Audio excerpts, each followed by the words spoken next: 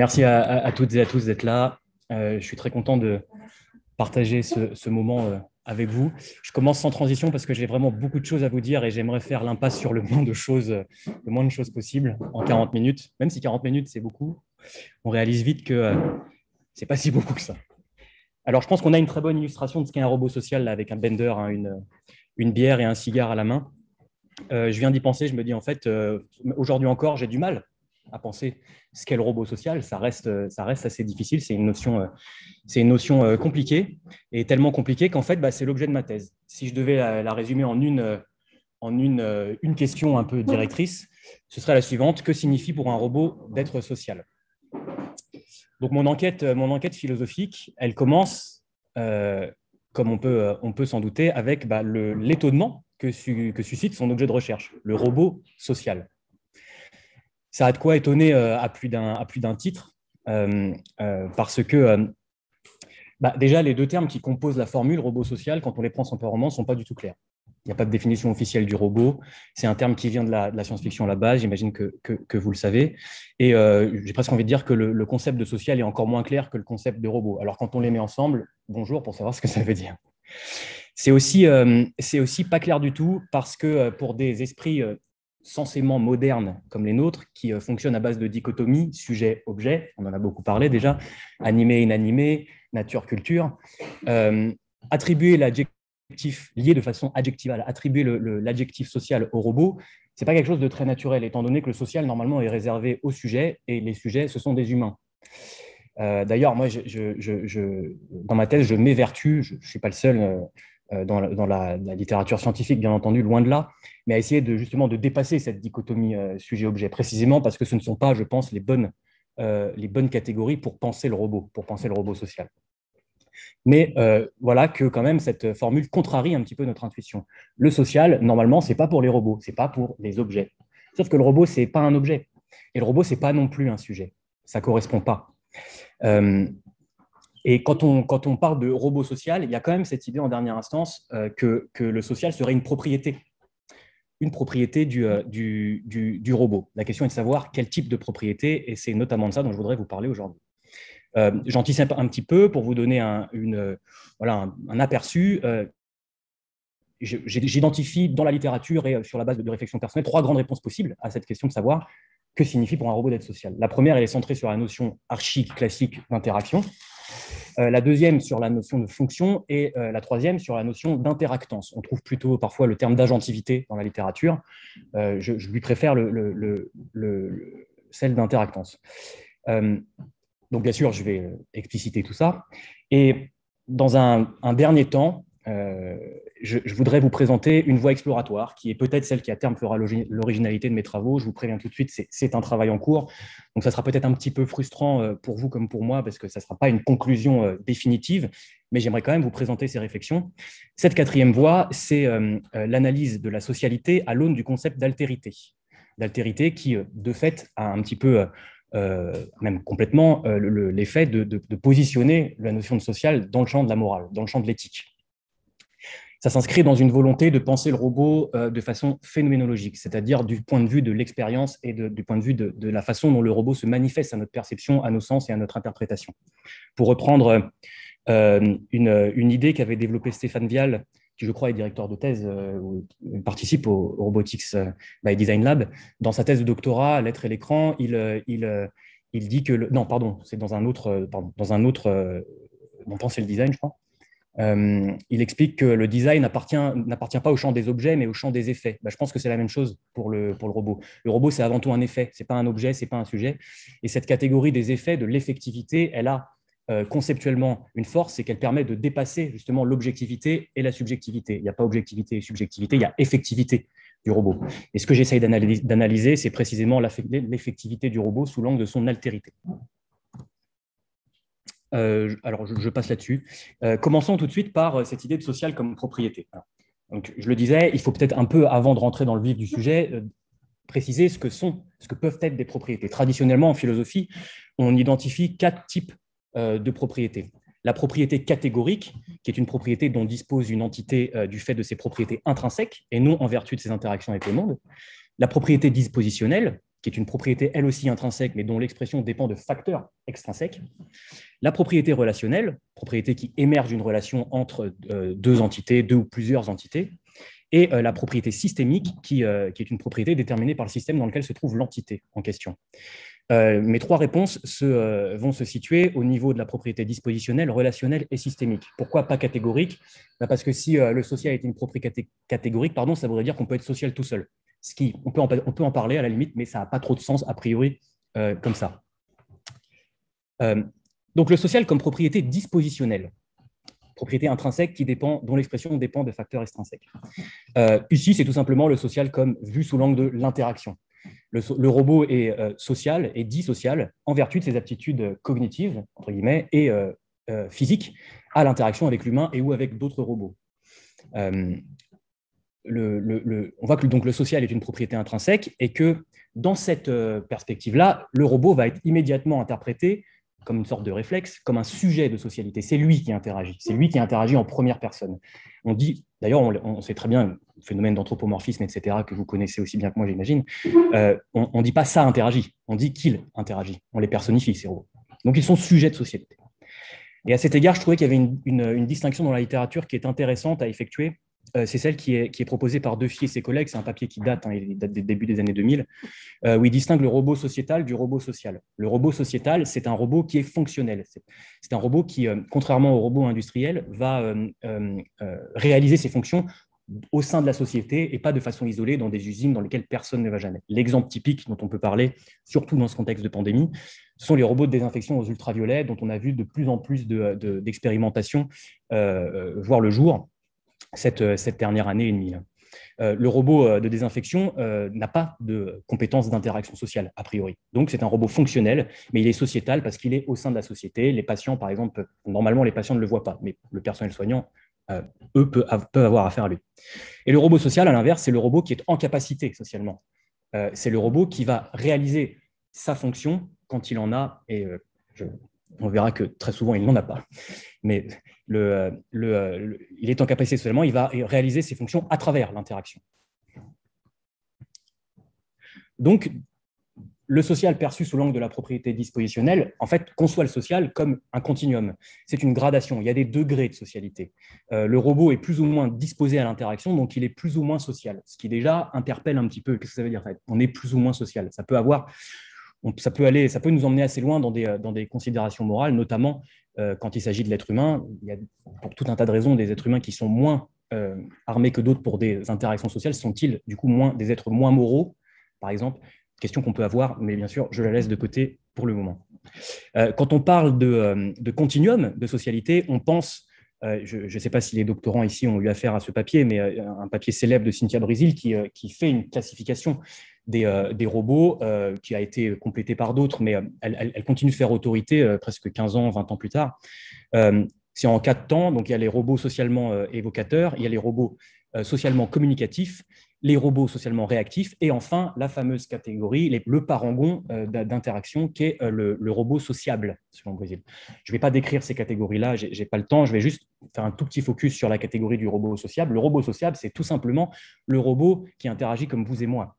C'est le robot chimère, bien entendu, parce qu'on n'est pas prêt de voir des robots de cette sorte, mais ça reste quand même, ce parangon, ça reste un idéal vers lequel tendre. Et dans cette interprétation du social, je vois quand même un postulat assez fort qu'on pourrait qualifier sans jugement d'un postulat un peu ingéniérique qui dit que le social, c'est un ensemble de capacités interactionnelles, certes très complexes, mais qui, in fine, peut quand même être produit ou reproduit et intégrable techniquement. On peut produire techniquement du social. Et rien que ça pose question. Donc, une petite pause critique là, sur cette première réponse du social comme interaction. La première, c'est que quand on perçoit le social sous l'angle de l'interaction, en tout cas tel qu'on peut le retrouver dans la littérature existante, c'est qu'on s'aperçoit que la catégorie du sujet humain, parce que quand on parle de sujet, voilà, sujet-humain, moi je mets, parce qu'en dernière instance, les sujets sont dans la pensée moderne des humains. La catégorie du sujet humain reste déterminante, voire prédéterminante. Donc, on continue de penser la socialité du robot, non pas comme une particularité du robot en réalité, mais tout simplement, éventuellement, comme une émanation de la socialité humaine. Et on ne peut que aboutir à la conclusion que ces robots sont pour l'instant des ersatz de socialité humaine. Et donc, on manque, je pense, ce qui fait la particularité de ces robots. Et la deuxième réponse, qui est un peu provocante, peut-être, c'est que, je disais, les robots sociables de Brésil ne sont pas prêts de voir le jour. Pourtant, je pense que la plupart des robots, à l'heure actuelle, les robots sociaux, sont des robots sociables. Mais pas au sens de Brésil, mais plutôt au sens de la sociabilité telle que l'a définie le sociologue allemand Georg Simmel, donc la sociabilité, de façon générale, c'est cette aptitude basée, bien entendu, sur des capacités d'interaction, mais cette aptitude à vivre en société. Mais Simmel, lui, donne une définition de la sociabilité beaucoup plus précise. Il explique que la sociabilité, c'est ce qui concerne l'interaction non fonctionnelle. Donc l'interaction pour l'interaction, en gros. Et je trouve qu'en fait, cette définition du robot social comme robot sociable au sens simmelien est pour l'instant, une assez bonne définition du robot sociable. Ce sont ces robots qui n'ont pas d'autre valeur ajoutée que l'interaction. Et ça, au début, ça paraît un peu étonnant pour des gens comme oui, là encore, peut-être la pensée moderne qui a tendance à, pas dans le design, mais en tout cas, de façon générale, à un peu concevoir les technos sous l'angle purement utilitaire. Mais en réalité, il n'y a pas d'utilité aux robots sociaux. La plupart des robots sociaux qui ont un petit succès, comme Paro, l'inénarrable Paro, par exemple, c'est des robots qui servent à rien. C'est des robots dont la seule fonction est précisément d'interagir et qui produisent leur effet en interagissant. C'est des effets de socialisation. Alors, on peut en dernière instance considérer que c'est une fonction, mais c'est une fonction au sens un peu étonnant du terme quand même. Voilà. C'est l'interaction pour l'interaction. Donc, je pense vraiment qu'à l'heure actuelle, le défi pour les robots sociaux, contrairement à ce qu'on peut parfois entendre dans des communications un peu, à l'emporte-pièce, pas du tout de créer des intelligences artificielles fortes, des robots sociaux comme des robots sociaux humains des humains le seraient, pas du tout. C'est plutôt de concevoir des robots suffisamment sociables.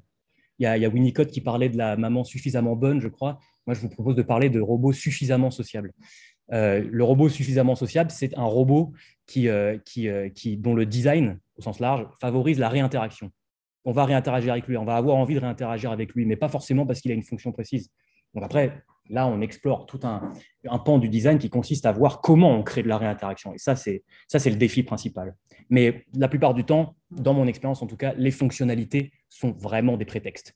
La plupart des autres artefacts font mieux ce que les robots sont censés faire dans les communications. Donc, on a affaire à une fonctionnalisation en fait, du non-fonctionnel. Tout ça, bien sûr, a tout à voir avec la présence. J'en toucherai un mot, ça ne vous étonnera pas tout à l'heure. Deuxième réponse, le social comme propriété systémique. C'est ce que j'appelle le socio-fonctionnalisme. En fait, là, c'est très simple. Hein. Y a pas de... le robot est social en vertu du rôle qu'il joue dans la société. Il a un rôle, il a une position. La propriété, elle est dite systémique parce que ce rôle dépend du système, de l'écologie, de l'écosystème dans lequel se trouve le robot. Par exemple, un robot d'accueil dans un magasin, il hérite de la fonction d'accueil parce que le système magasin l'adoube en quelque sorte comme étant un robot d'accueil. Une théorie intéressante qu'on trouve dans la littérature là-dessus, c'est celle développée par Paul Dumouchel et Luis Adamian dans Vivre avec les robots, publié en 2016. Eux, ils proposent de conceptualiser une partie des robots sociaux, les sociobots. Moi, je les appelle les sociobots pour éviter les répétitions stylistiques. Le substitut, c'est un robot dont les capacités d'interaction sont mises au service du rôle qu'il joue au sein de la société, en lieu et place d'un humain dont il reçoit l'autorité. Ça, c'est très important, dont il reçoit l'autorité, parce qu'on voit bien, fidèle à la définition un petit peu historique du robot, que le robot mélange certes des détails techniques, enfin des composantes techniques, on parle de capteurs, d'actuateurs, etc., mais hériter l'autorité d'un humain, ça, c'est pas technique. Ça, c'est quelque chose de beaucoup plus social. Donc, en fait, en réalité, on commence à voir avec ce genre de définition que le social n'est pas qu'une question de technique, loin de là. On peut refuser l'autorité d'un robot. La preuve, on casse des robots, il y a des gens qui cassent des robots, il y a des personnes qui ne veulent pas avoir à interagir avec un robot. Donc cette question d'autorité est très, très, très importante. Si on prend un exemple j'ai jamais su d'ailleurs si ces expérimentations existaient vraiment. Je vous l'avoue. Mais on parle beaucoup dans la littérature de robots d'assistance médicale qui seraient là pour vérifier si les patients ont pris des patients d'un service hospitalier, par exemple, ont bien pris leurs médicaments et, dans le cas contraire, prévenir des soignants humains pour régler le problème. Typiquement, face à ce genre de robot, on a affaire à un artefact qui, momentanément, est un curateur. Il joue le rôle de curateur, il hérite de cette fonction sociale. et il hérite de cette fonction sociale en se faisant momentanément le relais de l'autorité médicale. C'est ça le substitut. L'idée du Mouchel et Damiano n'est pas de substituer totalement des humains aux robots, mais éventuellement momentanément, après avoir pour quelles raisons. C'est surtout les raisons qui vont conduire à cette substitution qui est intéressante, je pense, d'un point de vue éthique et social au sens large. Donc, on voit quand même qu'en dernière instance, la propriété systémique qu'est la fonction, elle s'appuie sur la propriété dispositionnelle qu'est l'interaction. Forcément, puisque s'il n'y a pas d'interaction, il n'y a pas d'agent, donc ça va être difficile de s'acquitter d'un rôle au sein de la société. Donc, on sent quand même que la prégnance de cette interaction, elle est toujours là, très, très, très forte. Seconde pause critique là, sur cet aspect, cette dimension. Je pense qu'il faut résister à ce que je propose d'appeler ici la tentation du meilleur des mondes en définissant le social par le biais de la fonction. Parce que si vous avez en tête le livre d'Huxley, la société qu'il décrit, elle ne fait pas envie. Et c'est une société qui est entièrement définie par les fonctions qui la fondent. Les individus sont entièrement définis, y compris génétiquement, depuis leur cuve ectogénétique, puisqu'ils sont produits en dehors, c'est des grossesses extra-utérines. Ils sont définis génétiquement par leur fonction sociale. Ce seront des alphas, des bêtas ou des epsilon. Et aucune mobilité sociale n'est envisagée dans cette société-là. Donc, c'est une société fossilisée. C'est une logique proprement asociale. C'est ce qu'on a tendance à caractériser souvent comme des pathologies du social en réalité. Dumouchel et Damiano, même s'ils ne parlent pas du meilleur des mondes, ont conscience de ce défaut, de ce risque totalitaire, puisqu'ils définissent en dernière instance quand même la socialité authentique comme une forme d'autonomie sociale. Enfin, pas une forme, comme l'autonomie sociale. Et l'autonomie sociale, c'est quoi? C'est l'interaction vue sous l'angle de la capacité de coordination et de recoordination indéfinie. Traduit dans des termes un peu moins techniques, l'autonomie sociale, la socialité, c'est la capacité de transcender la fonction. Si on est associé en permanence à une fonction. Si on est réduit à une fonction, on est une chose, on est un instrument, on n'est pas social. Donc, on voit bien que ce qui permet de transcender la fonction, c'est quand même, en dernière instance, une fois encore, la capacité d'interaction. Et cette capacité d'interaction reste au centre de la façon d'analyser le social dans ces théories-là. D'une certaine façon, la fonction sociale ici apparaît comme une surcouche, mais le cœur de la socialité, c'est l'interactivité. Et petite précision, on voit qu'on continue de définir le robot à l'aune d'une société qui sera humaine, parce que ses capacités de coordination, recoordination indéfinies, là encore, vous l'imaginez bien, on en est très loin du point de vue technique, et c'est précisément ce qui définit la socialité humaine. Mais qu'est-ce que ça serait une société robotique et non pas humaine? La troisième réponse, le social comme propriété relationnelle. Le social comme propriété relationnelle, c'est il n'y a pas dans ce que je vais vous présenter, il n'y a pas dans la littérature de théorie qui fait proprement référence au robot social. Mais ça s'inscrit dans des réflexions sur le social, notamment des analyses d'un célèbre philosophe et sociologue que vous connaissez sûrement de nom, Bruno Latour, qui se place dans une perspective dite amoderne, c'est-à-dire une perspective qui justement essaye de dépasser la dichotomie du sujet et de l'objet.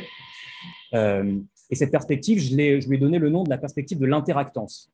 Alors, je m'explique un petit peu. Dans un de ses bouquins, Changer de société, refaire de la sociologie, Latour a cette citation qui est intéressante pour comprendre le propos. L'épithète sociale ne désigne plus une chose parmi d'autres, comme un mouton noir au milieu de moutons blancs, mais un type de connexion entre choses qui ne sont pas elles-mêmes sociales. Il part du principe que les sociologues ont un peu eu pour habitude de considérer que le social, c'est quelque chose de précis, ça peut venir désigner un matériau ou une dimension particulière. Il y a des êtres qui seraient sociaux et des autres qui ne le seraient pas, alors qu'en réalité, lui, ce qui l'intéresse, c'est de voir le social du point de vue des connexions entre ce qu'il appelle des actants.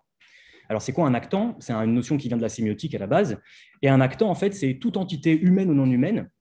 En fait, tout est actant dans ces théories-là. C'est toute entité humaine ou non humaine dont la présence compose effectivement la sphère sociale et contribue à configurer des situations données, indépendamment, et ça c'est très important, de toute référence à une intention. Il peut y avoir des intentions, on considère que les êtres humains ont des intentions, mais les objets, eux, agissent aussi. Ce qu'on appelle les objets agissent à leur façon, ils ont une agentivité. Ce que moi j'appelle ici actance, parce que je trouve que c'est plus raccord avec le terme d'actant qui est utilisé par Latour. Et donc l'interactance, c'est tout simplement l'association, tous les échanges effectifs qui adviennent entre deux ou plusieurs actants. Et ça, chez Latour, c'est ce qui compose le social. L'interaction, c'est une forme d'interactance, mais Ça ne se limite pas uniquement à ça. Dans un papier assez rigolo, Latour, il a toujours des façons de parler assez rigolotes. Il explique qu'en fait, si on définit uniquement le social sous l'angle de l'interaction, il dit on décrit une société de babouins. On ne décrit pas une société humaine. Pourquoi? Parce que chez les babouins, il y a tout n'est qu'interaction, parce que toutes les interactions se mélangent les unes dans les autres, alors que Latour, lui, il parle chez les humains d'interobjectivité, à savoir que chez nous, il y a quand même, chez les humains, il y a quand même tous les objets qui viennent canaliser la sphère sociale et qui viennent introduire des éléments différents qu'une société purement interactionnelle, que lui, qu'il la qualifie d'enfer de l'interaction, où tout le monde se mêle de tout sans gêne. Donc on comprend avec cette perspective de l'interactance que le social, il n'est pas dans le robot comme dans le cadre de la perspective dispositionnelle, il n'est pas non plus autour du robot comme dans le cadre de la perspective systémique, mais il est à travers, il passe à travers le robot, il procède des associations et des relations entre actants. Donc un robot n'est pas plus social en réalité qu'une table ou qu'une fourchette, ou qu'un ordinateur ou qu'un téléphone. En revanche, sa particularité est qu'il est sociable, au sens de Simmel, peut-être, ou alors qu'il est socialement interactif, pour reprendre le terme de Thérèse Fong et ses collègues, dans le célèbre État de l'art qui fait, là aussi, 20 ans plus tard, encore référence, mais il n'est pas plus social.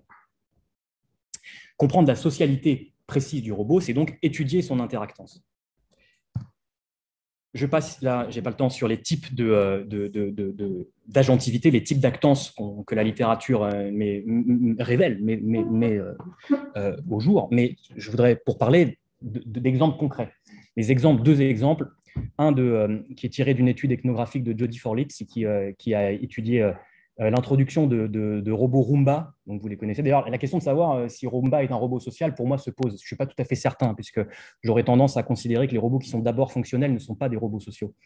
Mais c'est une suggestion.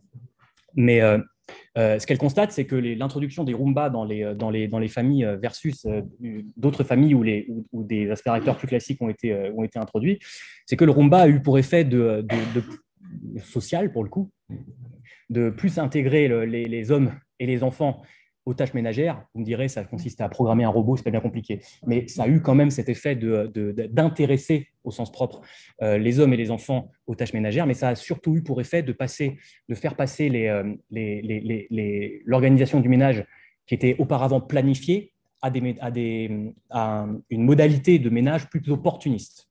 Donc, ça introduit des modifications substantielles, concrètes. Donc, voilà un exemple d'interactance.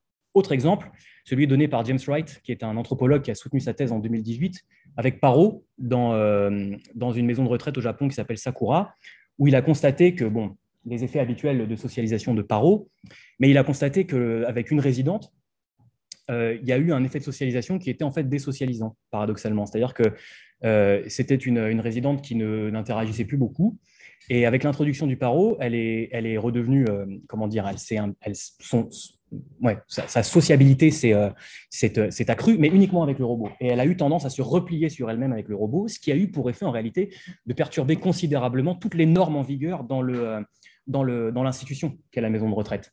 Et ça peut paraître anodin, mais par exemple, ça a considérablement perturbé les prises de repas en commun, parce qu'il fallait aller la chercher et négocier avec elle pour qu'elle accepte de venir avec les autres et de laisser Paro, parce que Paro était censé, ça coûte quand même un peu d'argent, il n'y avait pas un Paro pour chaque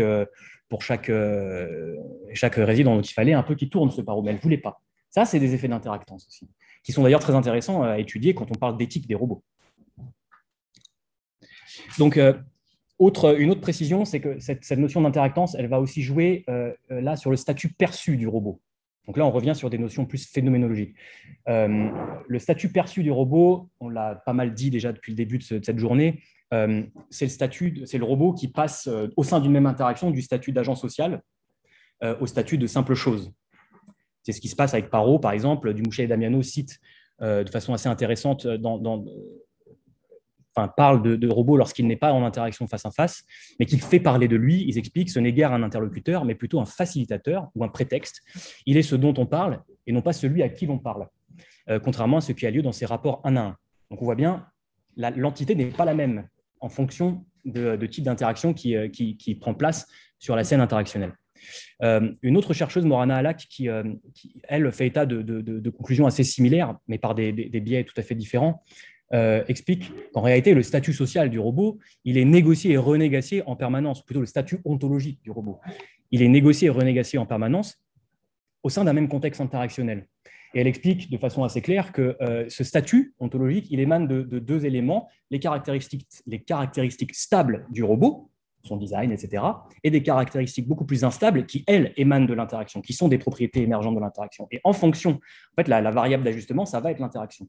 Et en fonction de la présence des corps dans l'espace, en fonction de la façon dont on parle du robot, en fonction de tout un tas de petits critères, le robot va passer subitement d'un état de pure chose à un état d'agent social et vice-versa. Il y a une socialité intermittente du robot, et ça me paraît assez intéressant quand même pour penser le régime de socialité propre au robot.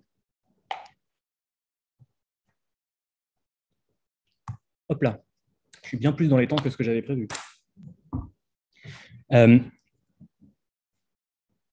Tac, pardon, hop. Ouais. Donc voilà pour ces trois réponses. En réalité, on pourrait en donner d'autres, mais dans le cadre de cette intervention, je m'arrêterai là. Voilà pour ces trois réponses qui forment d'une certaine façon en fait trois dimensions du social. Il est vrai que la dernière de l'interaction, c'est plus global que les deux autres, parce que, comme je l'ai dit, l'interaction, en dernière instance, peut être réinjectée dans la théorie de l'interactance. Elle fait partie de ces théories, mais ce qui est très important, c'est de bien voir que le social ne se limite pas à l'interaction pour cette troisième réponse.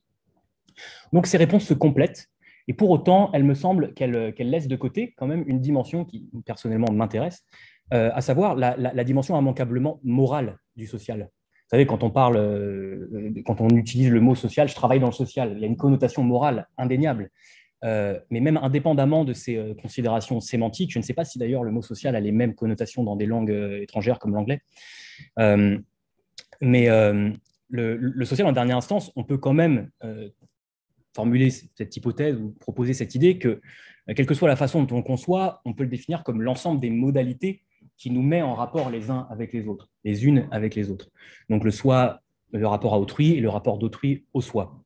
Quand même, de façon très générale, ça le social. Mais ce qui se passe avec le sociobot, ce qui est très intéressant, c'est que c'est précisément lui qui apparaît comme un autre. C'est lui qui est un autre dans la relation qu'on a avec lui.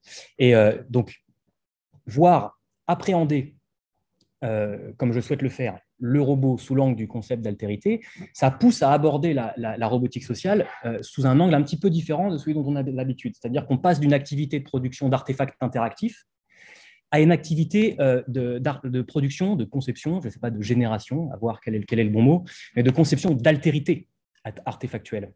Et ça, ce n'est pas anodin.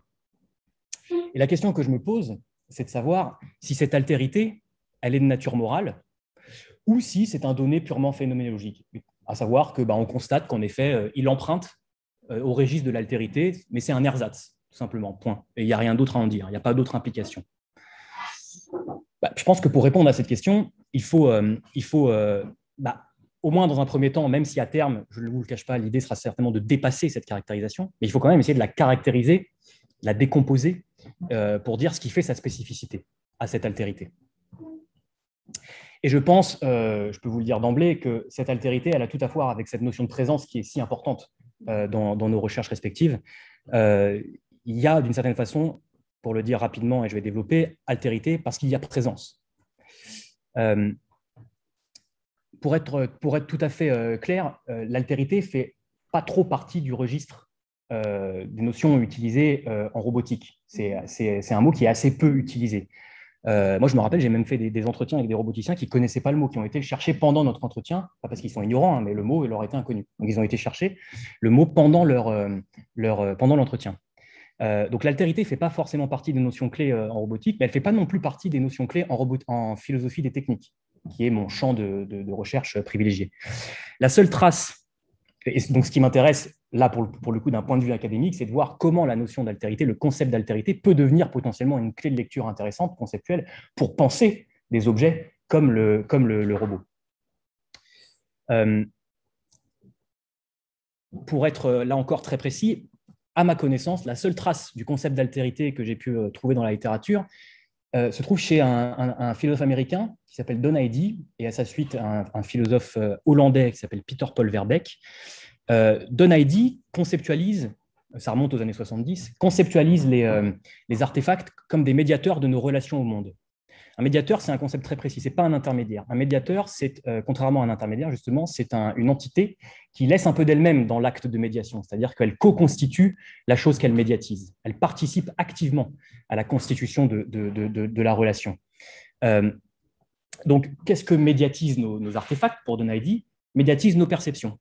Et en médiatisant nos perceptions, ils médiatisent notre interprétation du monde, et en médiatisant notre interprétation du monde, ils construisent le monde. Les artefacts sont des médiateurs de construction du monde, et au sens phénoménologique, là encore, c'est-à-dire au sens perceptif et interprétatif, pas uniquement au sens matériel où on dresse des bâtiments, tout ça, non, pas que en tout cas. Donc c'est une approche qui personnellement m'intéresse énormément dans ma thèse, que j'utilise et dans laquelle je m'inscris.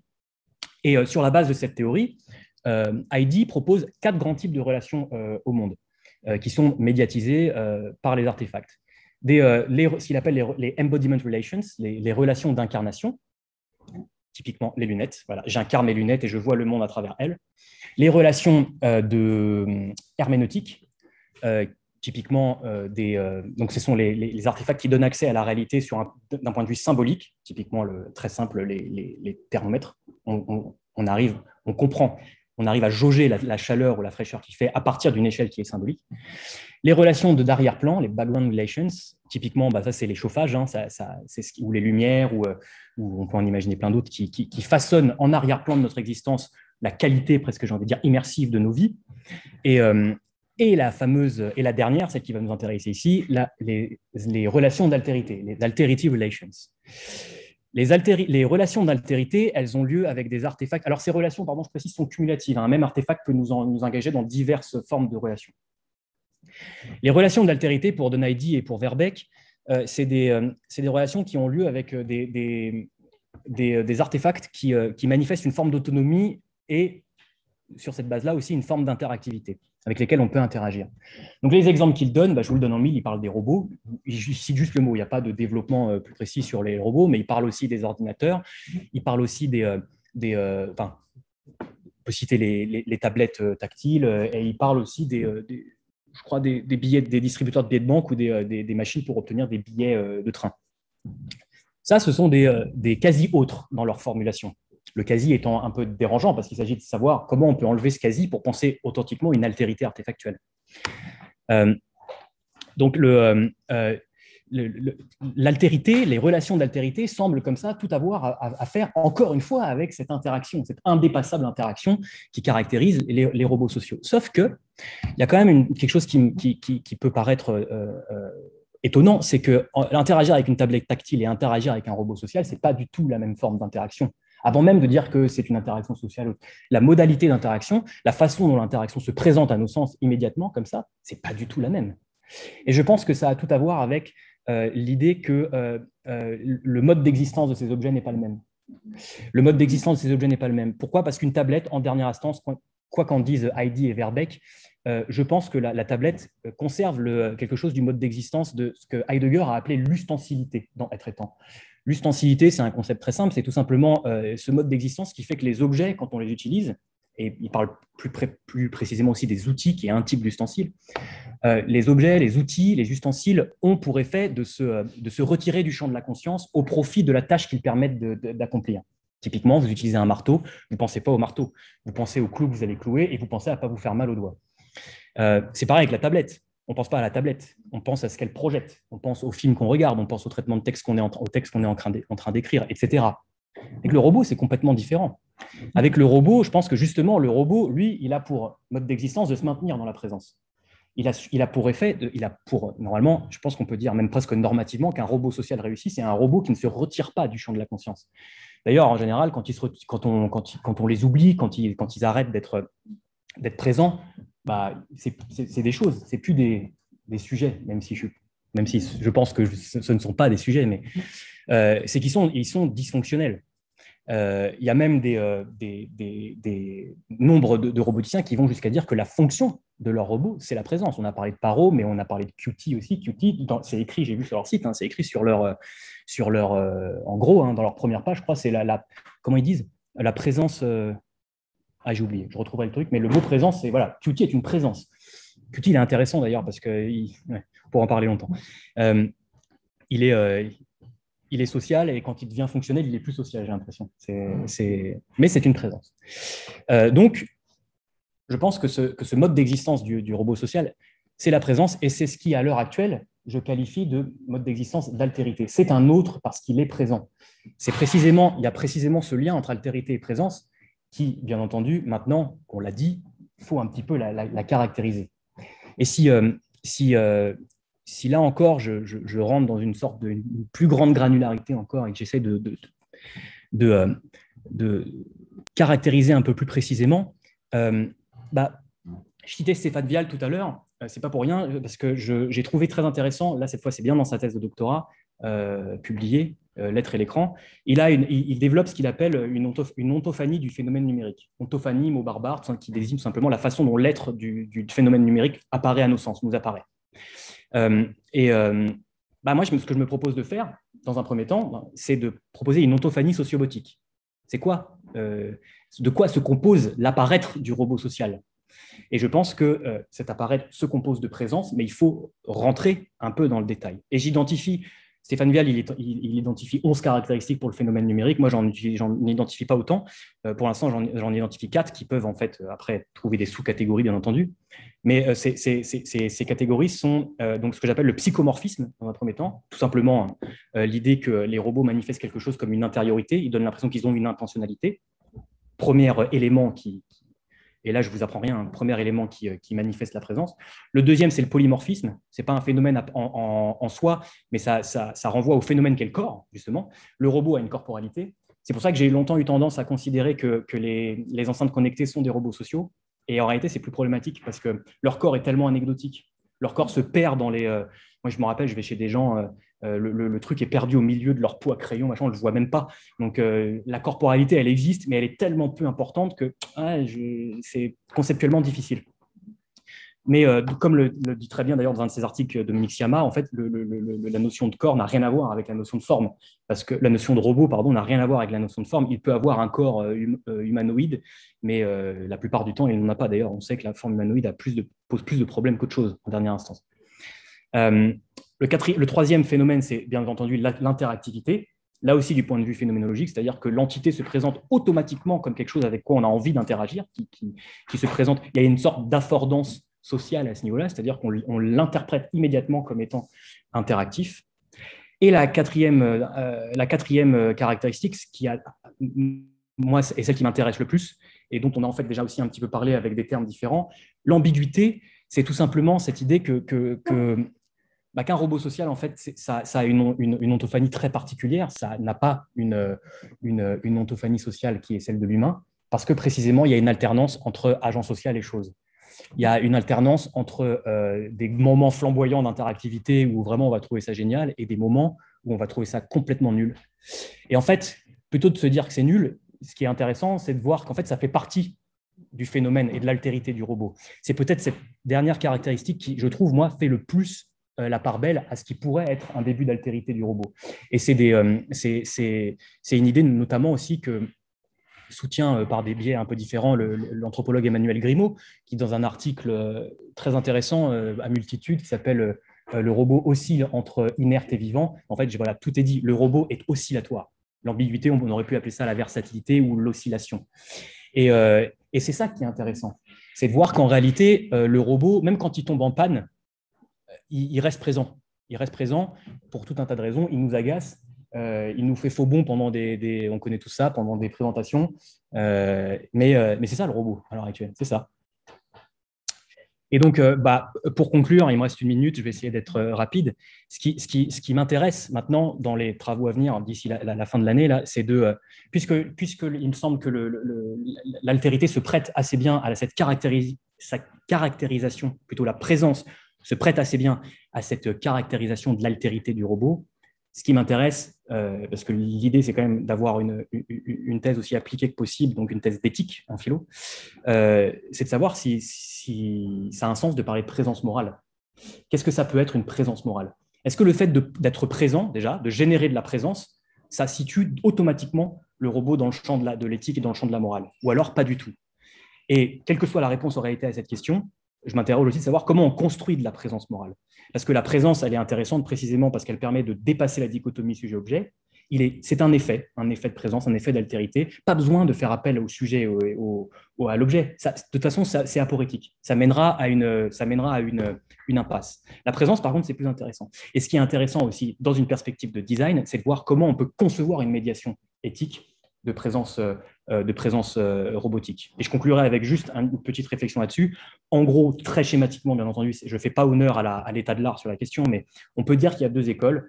Il y a une école qui est représentée par Sherry Turkle, qui explique qu'en dernière instance, elle ne parle pas de présence, enfin, elle utilise probablement le mot, mais elle ne le dit pas en ces termes, mais que la présence robotique n'est pas une présence authentique, c'est une présence trompeuse. Donc, elle se situe plutôt dans le camp des, disons des détracteurs de l'authenticité d'un robot. On trompe, elle pense, les personnes humaines avec ces robots.